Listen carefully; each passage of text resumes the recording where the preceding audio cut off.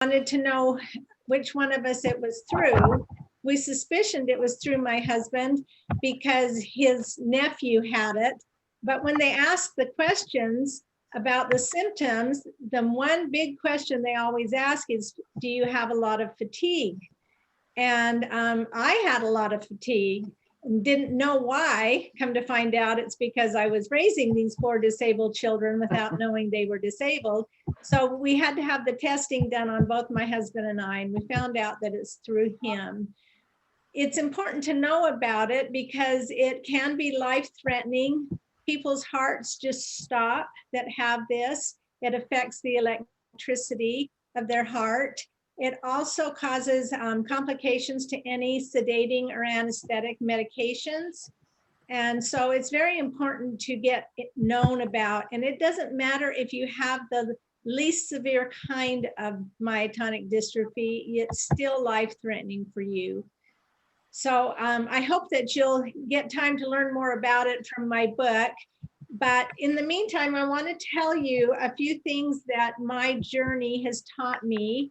And I'm also very interested in any questions because I've known about this now for so many years that I forget what it is like to not know about it. So I might not know exactly what your questions are. So I'm happy also to answer questions.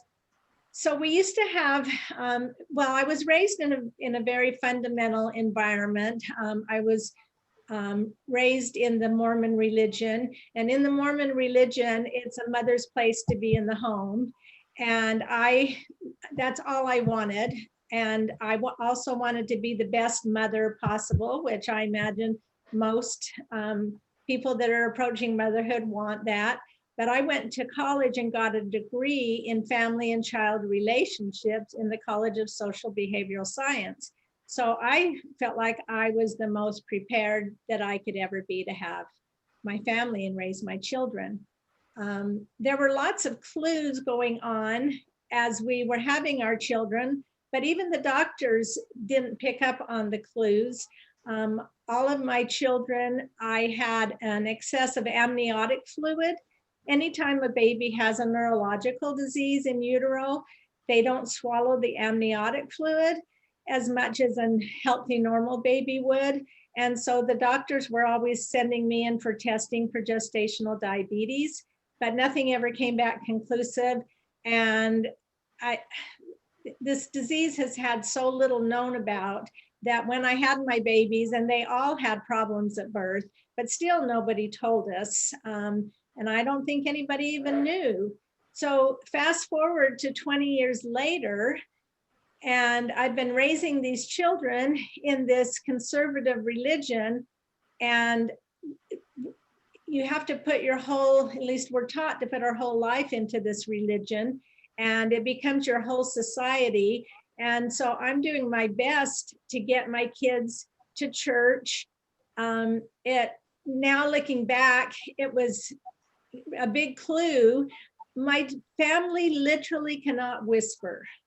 They don't have the muscle strength in their lips. They also don't have the control of their breathing mechanisms to be able to whisper. But of course, I didn't know that back then. And I was always frustrated with my children at church because I was always saying to whisper, shh, quiet. And they couldn't do it. And I just thought they were resistant kids. They also had no energy, and I couldn't get them to the church meetings. I kept being in conflict with my background. My babies, and again, I didn't know any of this. They had a weak suck. And so when my oldest was born and I was nursing him 5 months in, and I took him in for a check, the doctor said, this is a failure to thrive baby. You need to put him on formula. So I put him on formula, and come to find out, he had milk allergies. So he was so miserable. So I put him on goat milk thinking that would help. And again, it just wasn't working. And this is when I had a light bulb moment, and I realized that he needed to nurse. He needed to have my milk so that his body didn't have all these reactions. But by then my milk had dried up. And so I got in touch with La Leche League, and they taught me how to bring my milk back in. So now they also taught me that when you have a baby that's failure to thrive, if you put anything else in their mouth, they will suck on that and they'll use their energy up, and they won't have as much energy to suckle at the breast. And so you can never give them anything else. Well, again, this put me in conflict with my religion, because in that day, you couldn't nurse your babies in public, and they literally declared it in my religion. And so I just felt so scandalous because I kept nursing my babies in church. So we just had many, many conflicts, to the point where I eventually left that religion and had to find my own relationship with God. And it was through my beautiful children that I found that. They were so different, and yet I knew their hearts. I knew they were good stuff. And so I just kept working at helping and being with them. And I learned so much more about myself by sacrificing myself. Thank God that my husband had a good paying job so that I could be a stay-at-home mom. So when we got the diagnosis, it was actually a relief, because now I knew what had been going on. Now I had answers, kind of. We had a diagnosis, but the medical profession didn't know very much about myotonic dystrophy. And most doctors have literally never heard of it. So that is part of what has spurred me to write my book, is that we can maybe all become more aware of it. And as you look at my family's picture, you might notice that some of my sons have very long faces. They don't have any muscle tone through here. They also have male pattern baldness. And those are very classic to myotonic dystrophy, but I don't think you could pick them out of a crowd. I don't think, that they would stand out. The tallest one on my right, which I hope is your right, it's on this side. He had speech problems his entire life. He was in speech therapy. So there were some clues that something was going on, but again, we didn't know. So I really learned how to connect not only with them, but to a higher power. And that's what guided me as we went through this journey without being able to get information from medical specialists. We had a name for it. And I knew, like I told you, that my kids were good stuff, but they were so different from others. They just, like I said, they had no energy. They were asleep a lot of the time, or they were what's called over-focused. They would read a book and I couldn't even interrupt them. I'd have to physically go touch them. And so I started on my journey of learning about this disease. I went to California to conferences. They were the only place at that time that had conferences on it. Imagine walking into a room. So I've left my husband at home due to the effects. Like I said, he doesn't have a lot of obvious symptoms, but this myotonic muscular dystrophy affects the brain, and it affects the judgment. And so it also creates something called flat affect. So my family, can you imagine at Christmas time giving presents to people that, they're not excited. It's just, oh, thank you. And it was very unfulfilling. And thank goodness, again, that I knew who they were so that I didn't take it personal. But I took so many things personal. I felt like I was such a failure because I couldn't get my kids to conform in society. So I leave my husband at home, who has no perspective. of this disease. He just thinks it's Anne on one of her causes. And I take my two youngest to California to this conference, and I manage these two disabled boys through the LAX airport, drive a car to the conference, get there, we're all exhausted, finally find the conference and walk in. And in this room, there was probably 30, 40 people, but looking around, they all looked like my family. They all were sitting lethargically. They had long faces. They were very quiet. Their family members were helping them. I was always accused of being an enabler of my kids. Just let them fail, they'll figure it out. And everybody there was helping their family members. And all of a sudden, I found such relief in finding a community that was just like us. And I'm sorry to interrupt. Do you have to leave at in 15 minutes? Or no, I've got until the next hour when I started, the bottom of the hour. Okay. Okay, so we can do questions after your talk. Then. Yes, yes. Okay. But am I being too long? No, actually, we have one question here. Okay. Which and Kevin, a question from Kevin Kursky. How old are your children now, and what is life like for them? How do they feel about their condition? I pray they are okay and accepting. I would love to jump to that. Yes. So they are all living independently of us, but that does not mean that they are necessarily living independently. They are in subsidized housing. The oldest is 43 and the youngest is 31. And the two oldest, they're the ones over on this side on the left, they are in relationships, long-term relationships. None of my children are choosing to get married because they're on Social Security, and then that would interfere with their financial assistance.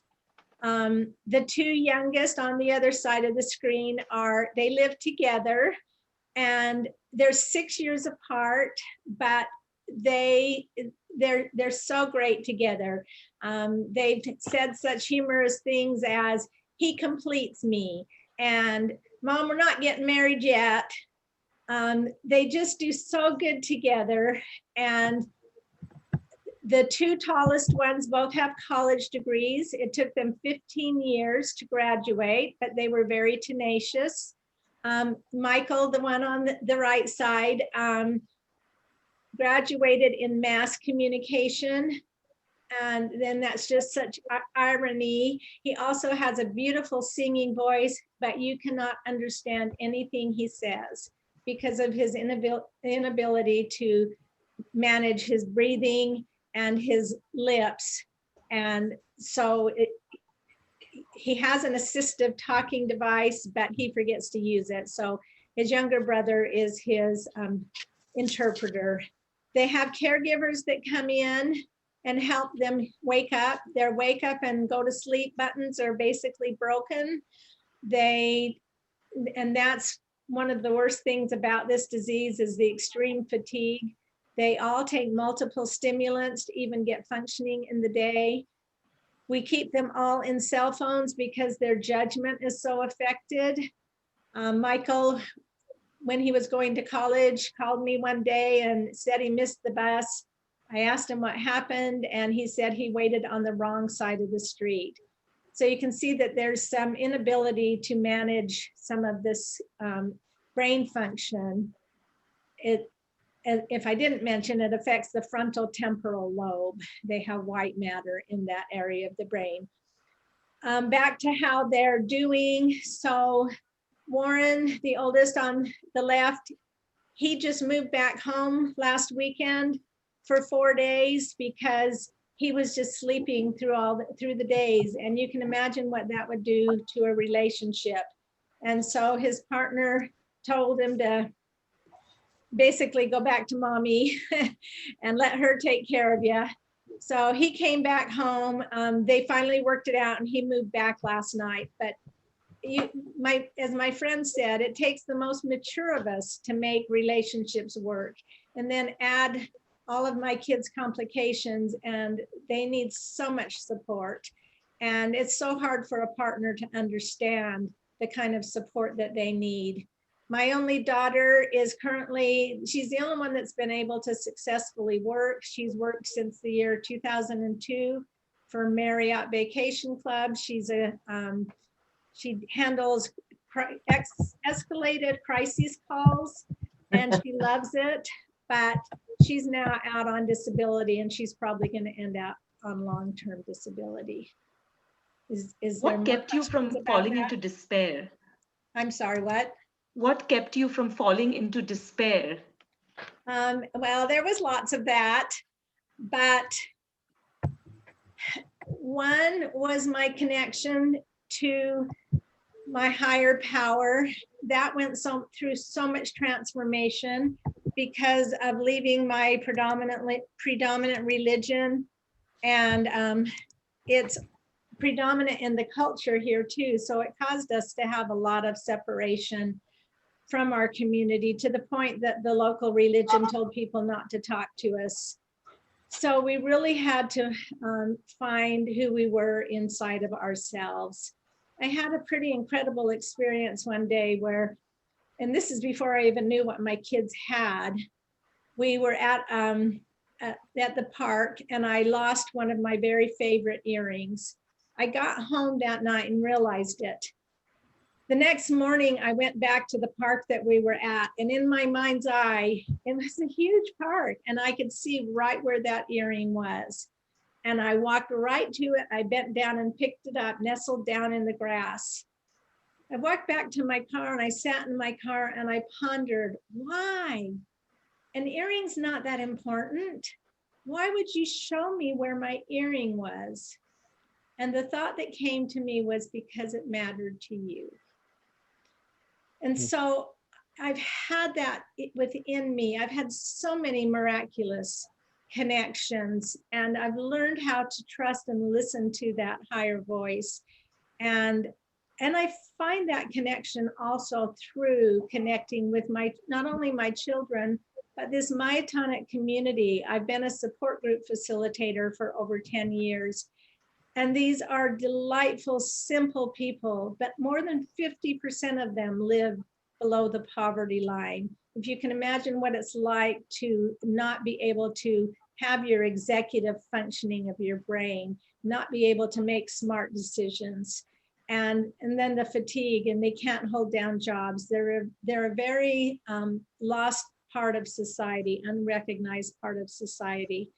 And so through my connecting with them, I also find I find purpose, and I find identity. I learned how to find who I am by learning who they are. Are there more questions? I'd like to add something here. Now, your story, and it's just an incredible story. And I just have to take my hat off to your formidable courage and tenacity and how you've endured over time. But it speaks to your grasp, protection, and love for your children and your family, in these times. And, but moreover, I'm feeling that, whatever situations we even find ourselves in now, I can see real strength and power in you, that you've just made up your mind and decided that whatever I'll have to endure and face, I'm going to do it. I'm going to find a way to do it. And that power, I mean, now not everybody has that kind of tenacity. Not everybody has that kind of, and that may be your gift, that you have decided that no matter what I have to overcome, endure, and face, through God's grace and His wisdom and diligence in me, I'll find a way. I think I've said it before, but I'll say it again. You said that when you got out of college, that you just wanted to be a good mother and raise your family, and God gave you what you wanted, and you have done it regardless. You just done it. I mean, I'm trying to conjure in my mind do I, will it take to grab something like that and just decide I'm holding on, I'm going to hold on, I'm going to hold on. And so my hat's off to you there. And, and your book, it's a movie of the week. Thank you, Eldon. Your comment has really made me think, since you said that to me before, that I wanted to be the best mother, and man, I got a challenge. Well, but you've done it. You've done it. I mean, look at the kids. They're all grown, and they're still growing, and everybody. But now on this element, what's the population size of it? Do you know? Yes, I do know that. And someone asked how my husband feels about being the gene carrier, and that's been hard for him. I don't think it plagues him anymore, but I think that was part of his inability to accept it for a long time, was knowing that it came through him. And another thing that happens is, because it gets worse in each generation, the person that it's through is usually not very affected. And so it's hard for them to gain understanding of why their offspring are so incapable. They kind of think they're just over dramatizing things, not realizing that it's dramatically increased in them. In fact, it does a lot of family isolating. It's very common with this disease. So they just about 3 years ago did a genetic test with 50,000 newborns in New York, a blood spot test, to see how prevalent this is. And it's 1 in 2,100. Okay. But only 1 in 8,000 or to 1 in 10,000 ever gets diagnosed. So that means 1 in 5 find out that they have it. And yet they're living with it, and it destroys relationships. There's so many people that their marriages don't survive. Right. And then also the lack of inability to be productive. And so part of what I feel like my mission is not only to inform people of this, if you have someone that's dealing with extreme fatigue, to try to learn more about it, but also to educate about how to maneuver the public system. There's so many resources, but you don't get told about them. And you also usually get told no. Since vocational rehab says that you can't go to school part-time if they're going to pay for your education. Sure. You can. You just need a doctor's note. They just don't tell you that. Right. And so I'd like to be available to help people. Right. Also, Ramona, you mentioned, how did I make it through all of this? I finally came up with what I was doing in a explainable way, which I didn't know what I was doing. Yes, if you'll go to my website, it's my name, Ann, middle initial S as in Sam, Woodbury.com. And on there's a free download that you can get that explains how I designed my self-care formula. And it tells how you can design your own from this document that you can download on my website. And it's really about going to the basics, and not always trying to reach the top, but remembering that you have to nurture yourself. And it tells you ways and how to figure out where you're abandoning yourself. And so that's how I thrived through all of this. Is I had a mom who believed in me. And no matter what, she always knew, she trusted me like I trust my kids. And so she always helped me remember that I was important and that I needed to take care of myself. And if we could all only have that kind of cheerleader in our lives, and if you don't have that, then you're going to have to be it for yourself. And that's what I think my formula helps. Well, we have exactly 2 minutes before we bring on Jacqueline. Jacqueline was going to come in, but she's leaving, and so Nancy at 3. But we have 2 minutes to wrap up. Okay. Okay. I have another question though. Now, I don't hear you saying at any time, and that's what we end up doing, a lot of us, when we're faced with these conditions. I never heard you say, why me? Why me? Why me? Now I mean, and that's a very interesting perspective that way. Can you, And how do you get Elkin around that? and Anne, can you hold that question because No, we're no, going to lose like we're that going answer. to lose Jacqueline, and I need Jacqueline to just quickly introduce herself. We'll come back to you, Anne. One second. Yes, Jacqueline, go. Sorry, this has been absolutely amazing. And Anne, your story is amazing. So I'm Jacqueline Kane, a medical intuitive, and I help people uncover their ancestral story that keeps them stuck in physical pain, emotional pain, and the inability to create an income for themselves. And so I do a lot of ancestral energy clearing, and because I believe that there's not many people today walking around who are living their authentic lives. We are all an extension of our ancestors who came before us. And so when we clear the energy, and so, Anne, when you talked about each generation gets worse, I believe that because there's so much emotional energy and just energy that we're carrying from our ancestors before us that we don't even realize we're doing it. And that energy gets compounded each generation that goes by. We're all just adding our emotional unresolved issues onto that pile. So when we clear that energy, people are able to heal their bodies and heal whatever is keeping them stuck. So yeah, I know.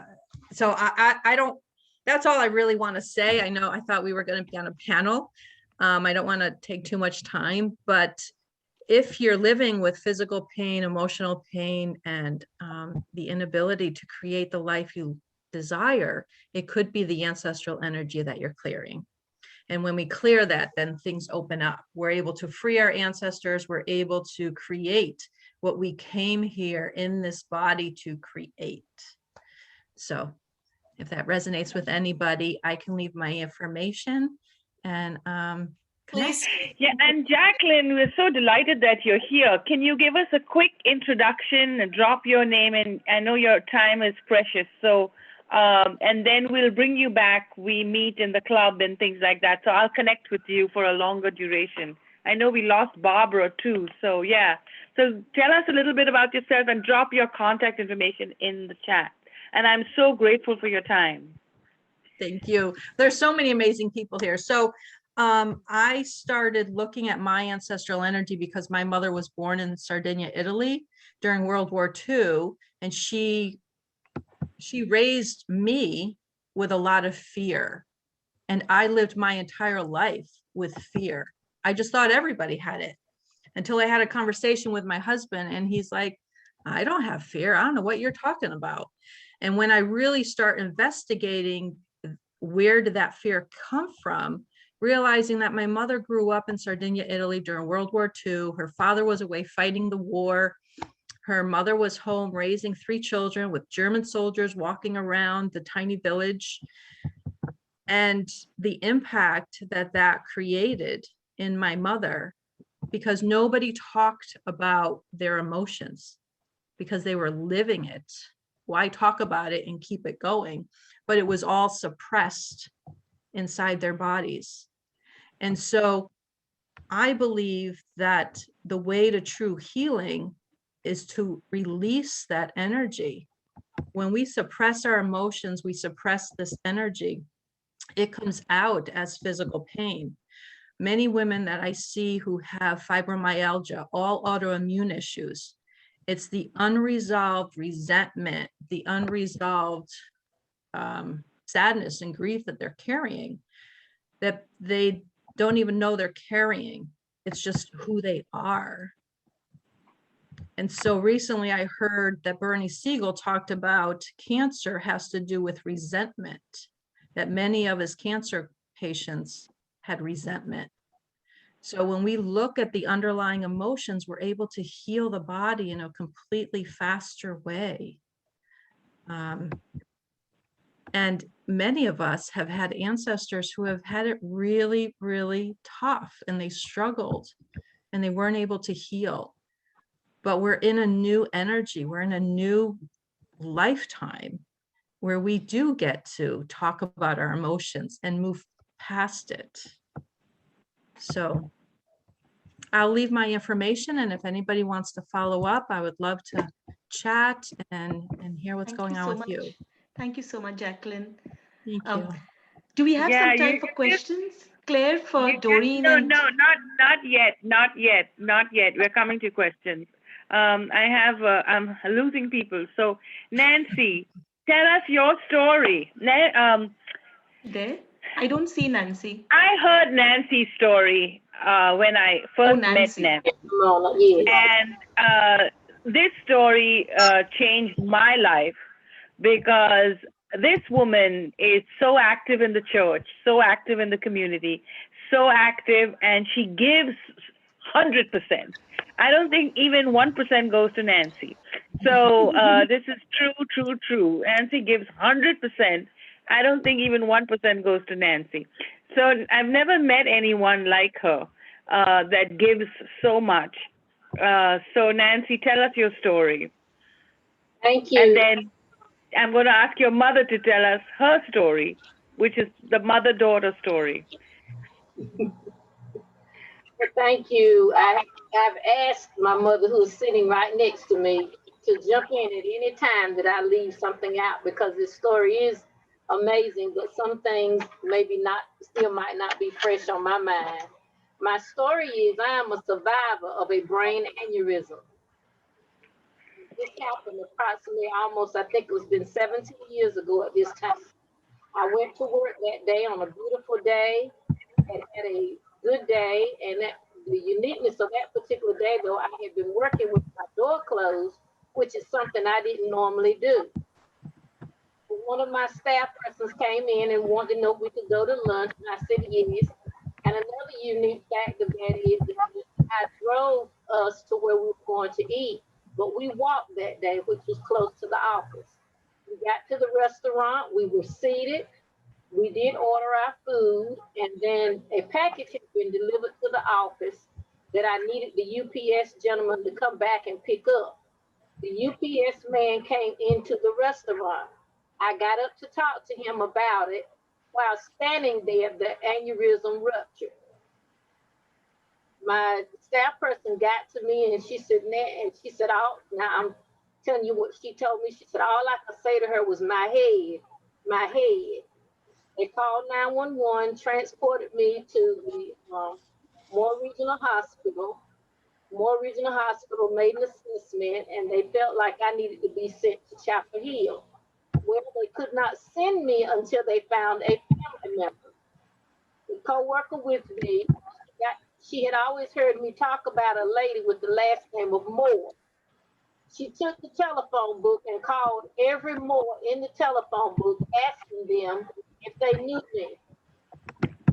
She got to a dear friend of mine, who was like a sister to me. She said yes. She came to the hospital and told them she was my sister. By her coming and saying that, they sent me to Chapel Hill. I had a great doctor, his name is Dr. Strada Bernard, and they did surgery, and during the surgery, they did see another aneurysm during the time they were trying to repair the one that was that ruptured. However, they could not get to that particular aneurysm. While staying at Chapel Hill, my mother, of course, came. My husband contacted her, and my mother was taking care of my father, who had Alzheimer's and was living at home. But however, she, with the strength and help of the Lord, was able to get him together. And I had a cousin who was living at that time, and she was young. Back and forth to Chapel Hill. And my cousin would drive them back and forth to Chapel Hill every day. So as a result of that, and with the family, my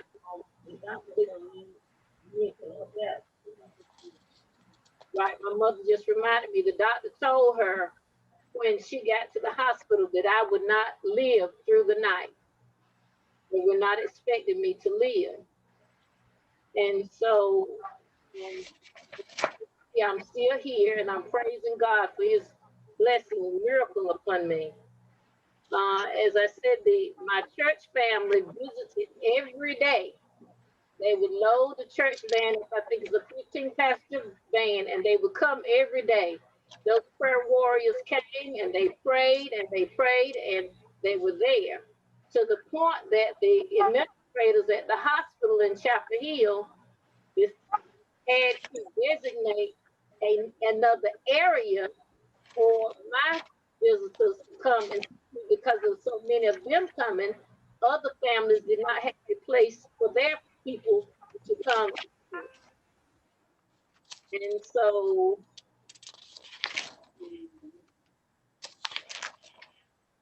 as I progressed and did well, they would want to release me for rehabilitation. My husband chose for me to come back to our home area, which was Moore Regional Hospital, or rehab.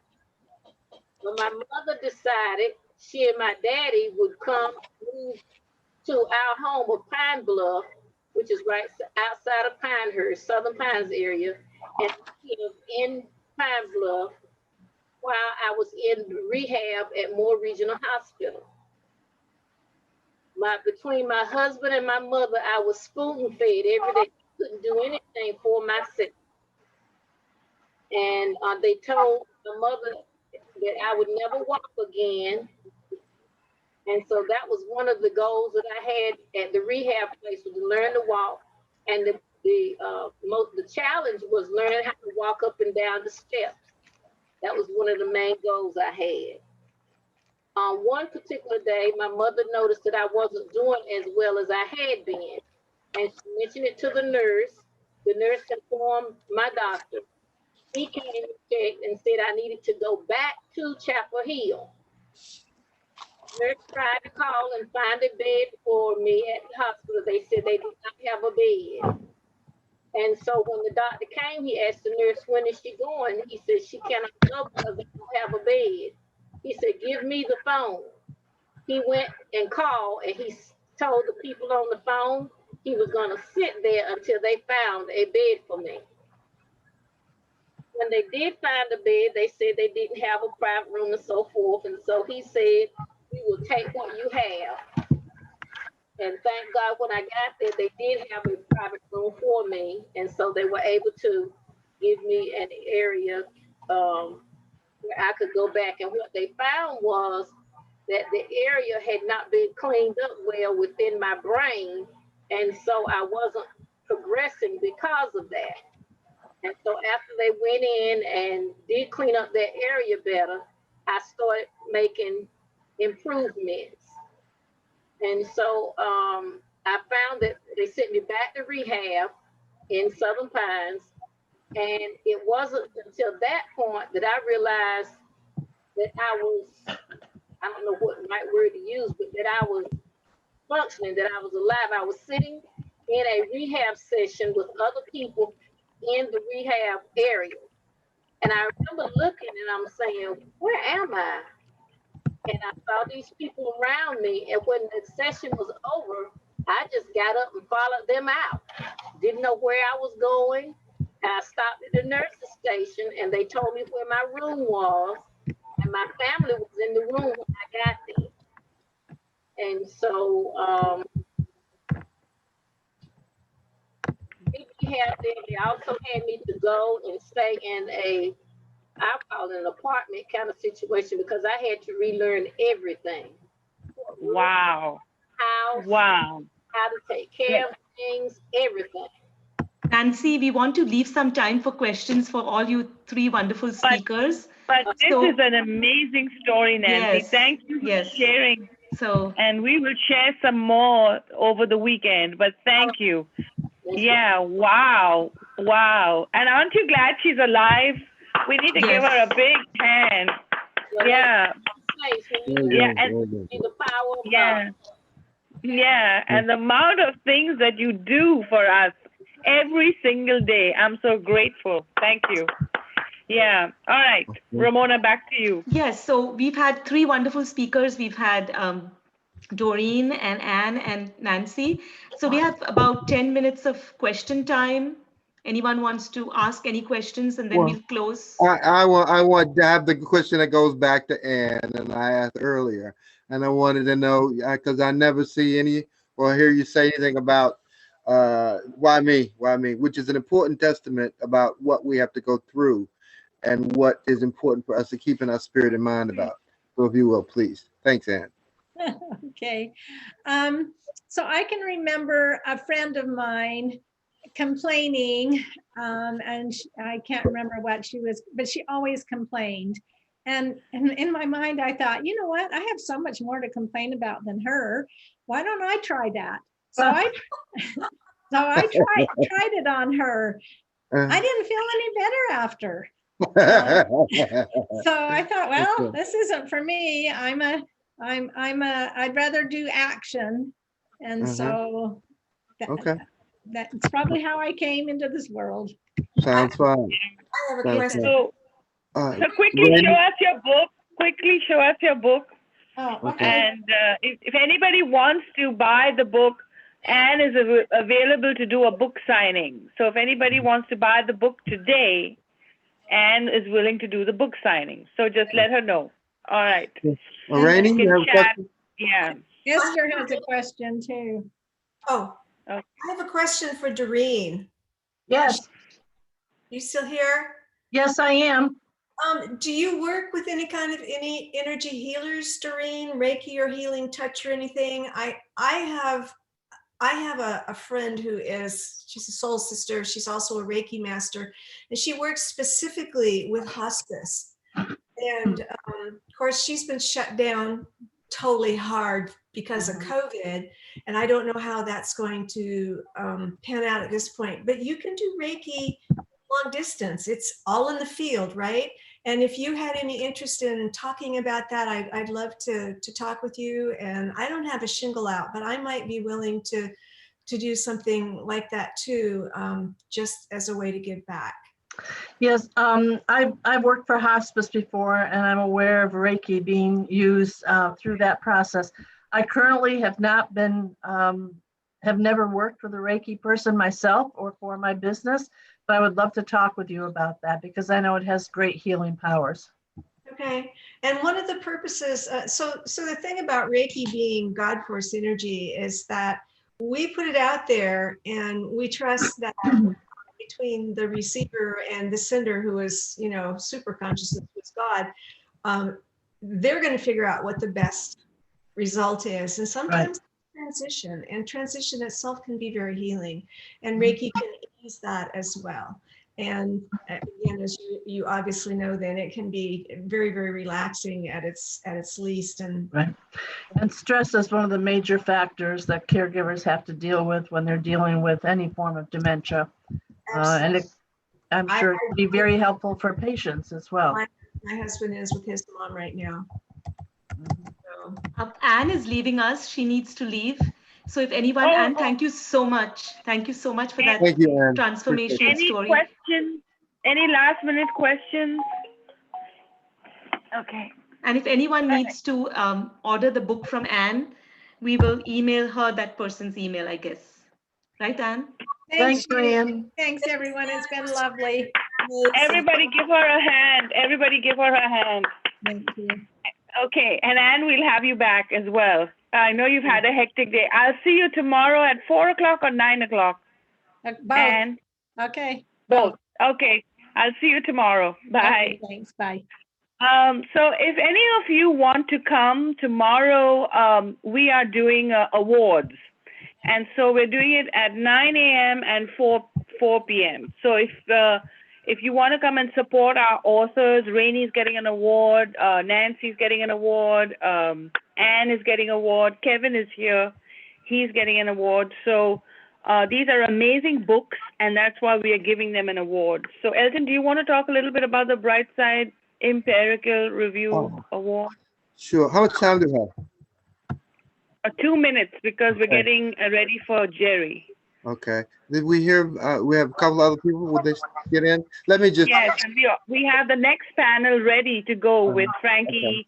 Welcome, Okay. Frankie, Alyssa, and Rami. Yeah. Okay. And Ray. Let me tell you a Renee. little bit about. Let me tell you a little bit about our awards. This is our Brightside Empirical Review Award. Now, this empirical review, we take inventory on quite a few products throughout America and the world. Actually, we have a review process that we evaluate the products based on its innovation. It follows the acronyms. Its innovation, its brilliance, its capacity for use, its acclaim and access.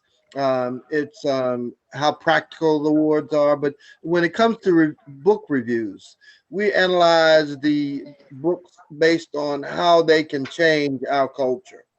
And the books that we have on deck here, some of these books that enormously will change our culture in a way that's just profound. So you can always count on the books that we've earmarked in some way that have a corner on those. We review all books, but these are more tuned specifically to a few areas of culture. And so when you look at our reviews and when you recognize these books in our empirical review circle, you'll know they'll have a quality about them. And so our authors are just, they're incredible people, and they have brought to space target information and aspects that we think can be incredible to our culture. So that's all I have to say about that. So we have a few people receiving the awards tomorrow. So tune back in. That will be on demand, and we'll go live for those. Otherwise, we'll see the on-demand recording. But we have some other authors who couldn't join us today. A couple of physicians, because they have pretty tight schedules. And we had a cardiovascular surgeon and a gastrointestinal surgeon who just couldn't make it because of their surgery schedules. But we expect them to join at another time. And we also had an eye doctor joining us tomorrow, and an eye doctor as well. Right. So with that being said, let us move forward to the next segment. So we're running out of time. But this, I mean, what a day! Whoa, what a day! Yeah, what a day! What a day! So let's go to the next. Who's up first? Alyssa, you're coming, Alyssa? No, we've got Jerry. Jerry. Alyssa comes next. All right.